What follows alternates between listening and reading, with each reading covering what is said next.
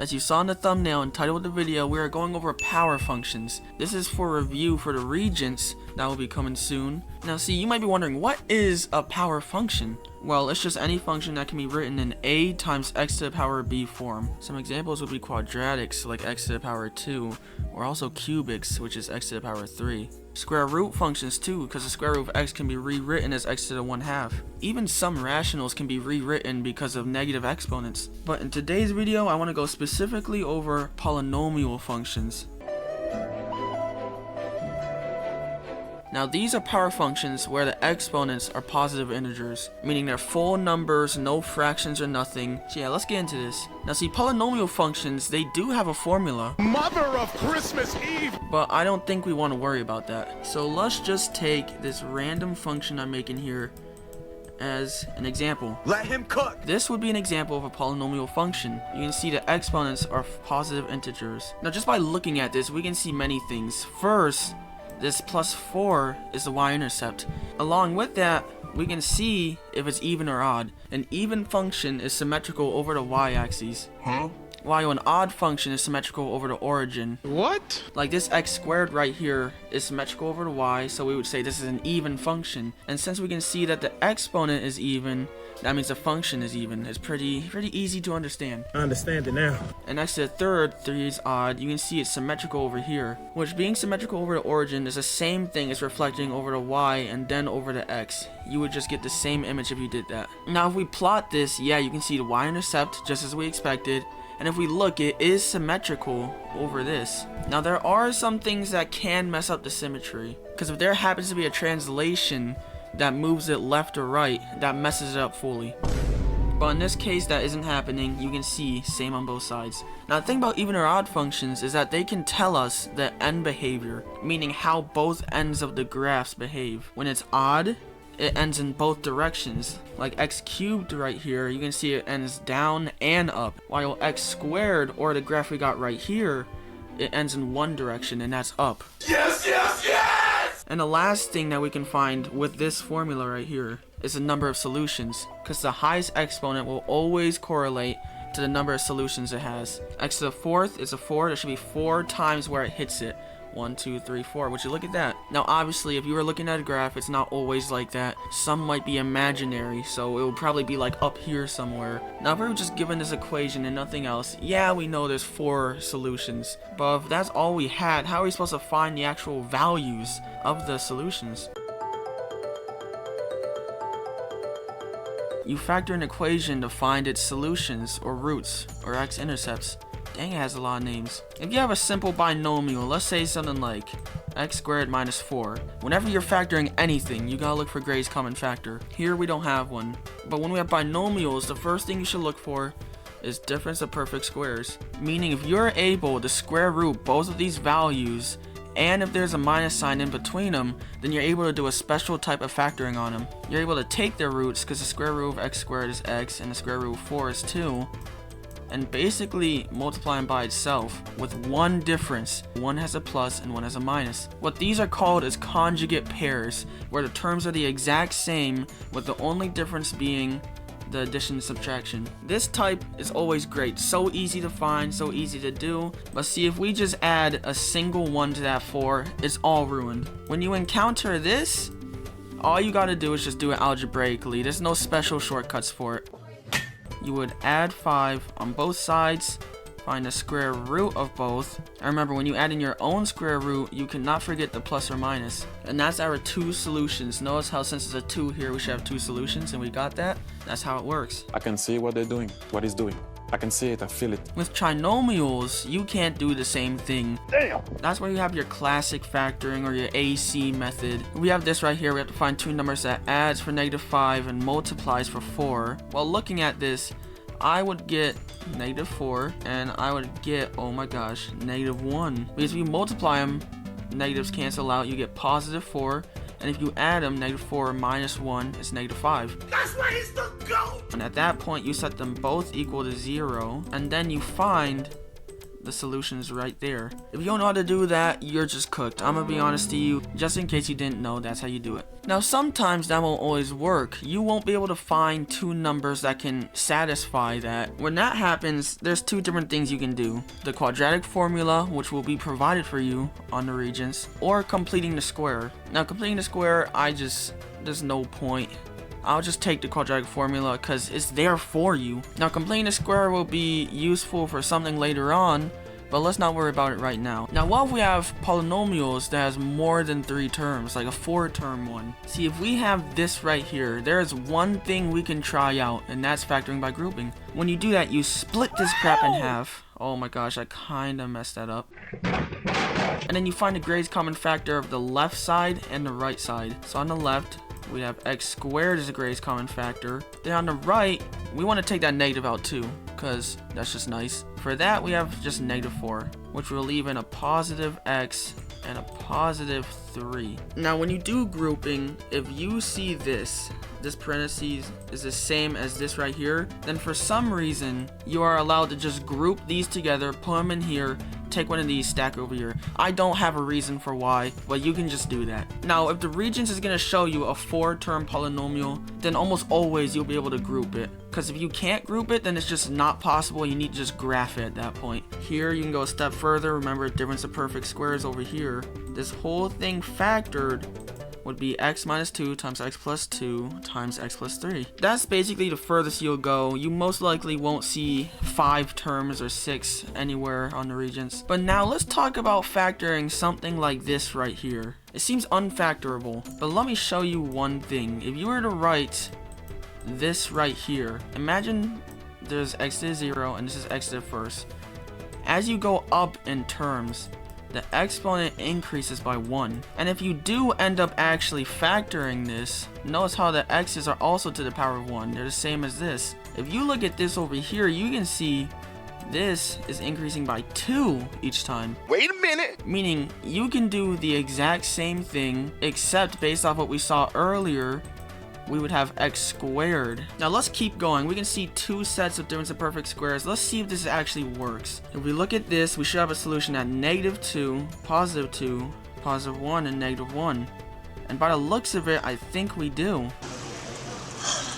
That's that real music, man. Come back home. Just always remember, the number that is increasing by the exponents should be the exponent of your factors. Now see, that's nice and all. If you're given an equation on the Regents and they tell you to find the zeros algebraically, now you're able to do it. But how do we find the equation when we're given the zeros? See, I plotted this random graph here. I'm gonna cover up what the actual equation is, but by looking at it, we can see it hits -6, it hits 2, and it hits 3. Those are the zeros. With that information, what are we supposed to do? Well, to know what to do, you have to really redefine what a polynomial function is. When we were factoring it, we were just rewriting it in a form where it shows us its zeros. We weren't changing anything. It was the exact same thing. So we could say a polynomial is the product of its factors. If we were to multiply the factors, we get the exact same thing. We know in this case the x's would be 1 and 4. So going backwards, we'd write x minus the actual 0. So for this right here, that would be x plus 6. You're basically negating it because it's -6, so it would become positive. That right there, it would be x minus 2. And the last one right here would be x minus 3. And because a polynomial is the product of its factors, you would multiply all 3 of these together. And when multiplying them, you should get what the actual equation is: x cubed plus x squared minus 24x plus 36. Some cases, the leading coefficient won't be 1, it will be something like 2. So we have to find a times these 3 factors. And to do so, you'll need a random point. You could take the y-intercept, which would be 0, 36. You would plug in 0 for x and 36 for y, and it would give you the value of a, which, if everything's right, the a in this case should be 1. But in other cases, it won't be. It'll be some random value. Because when you stretch or shrink the graph, when you multiply it by some random number, the zeros will stay the same, so you don't know. You don't know if a graph has been dilated or not. So you have to check for that. Now knowing this, how about we find the equation for this graph? Well, we can see the 0 right here. Remember, we gotta do the opposite, so we negate that. It should be plus 2. Now, by the way it looks, it should have a second one, which the second factor would be...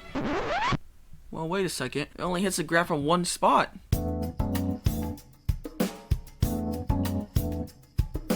Well, now what are we supposed to do? We only see one solution. Oh, here's the thing.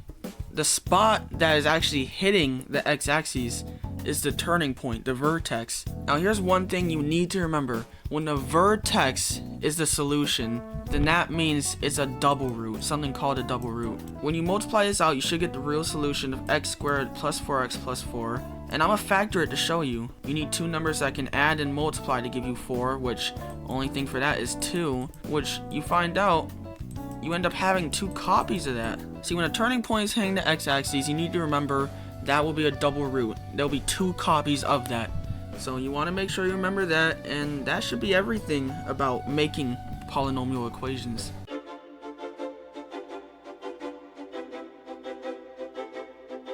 Now, although we've gone over all the big stuff, let's just talk about the basic parabola. See, the thing about it is that it has so many different ways of writing it, and each way telling you different things about it. The first way is the classic one, the one you always see it in, ax squared plus bx plus c form, like this right here. We already mentioned how much that can show earlier. It shows the y-intercept.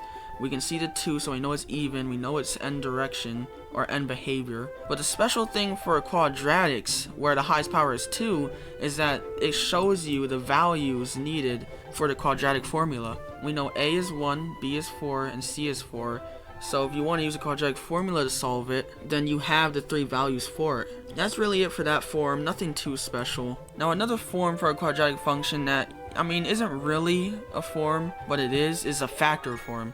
In this case, it would just be this, which the only special thing this shows is like what the actual solutions are. We can obviously see here the solution is -2. Now the first actual form is called vertex form. This is what vertex form is, a times x minus h squared plus k. Now, it's in the name. What vertex form shows you is where the turning point or the vertex is, where h is the x coordinate for it and k is the y coordinate. Now if you look at this form and you really think about it, this just shows all the different transformations you can do to a parabola. What? The a is how much you can stretch or shrink it. You can put a negative or a plus in front of it to show if it's reflected or not. The h on the inside shows how much units left or right it goes. And the k on the outside shows how much units up or down it goes. So what this form truly shows is the transformations that has been done to the base x squared graph. Oh my goodness! Which, that's cool. That's actually pretty important. And you can actually find this by completing the square, which I told you it would be important later on. So I guess let's go over that. Holy cow. Now this case is a bit weird. So when completing a square, we're trying to find the perfect square trinomial. I think that's what it's called. To find that, you would take the b value, divide it by 2, and take what you get from that and square it. So in this case, we have 4 for the b value. 4 divided by 2 is 2. 2 squared is 4. So if you look here, in this case, 4 is the actual thing. But now, do plus 4 on the left side and do plus 4 on the right. And then you take this with your brand new number you just brought in using this, and you factor it. Because if you do that, you should be able to just write it like this, where it's the same thing times itself. Now of course when you do that, you're leaving out a number here. In this case it's 4. Now this isn't normally the case, but here we want to multiply this 4 over here, and here it actually cancels out, meaning there's really a plus 0 out here, which shows that the graph isn't going up or down by anything. Which if you look here, yeah, it's staying on the x-axis. While the 2 shows that the whole graph is being translated 2 units left. Here there's no negative or any a value, so it's not being stretched or shrunk, nor is it being reflected. So yeah, if you're given any graph and you want to see the transformations that has occurred, then you want to complete the square. And lastly, technically, is the locus definition. Oh, hell no! Is where x minus h in parentheses is squared, then set equal to 4p times y minus k.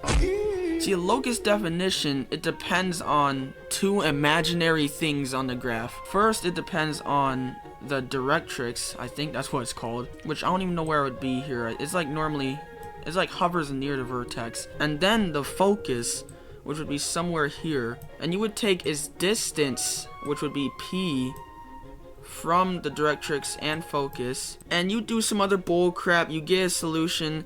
I hate it. That's not ridiculous. That's not ridiculous to say that. I don't feel like explaining it right now. I'm sorry. Oh, brother, this guy stinks! Yeah, if you want a YouTube short or something on it, then just like the video, tell me in the comments, because I don't feel like yapping no more. I've been yapping for like an hour. But yeah, if y'all want me to make more regions review videos to help y'all with the regions before it happens, then just like and post a comment. I might not make too many videos because I don't feel like doing all that. And I'm gonna see y'all in another video.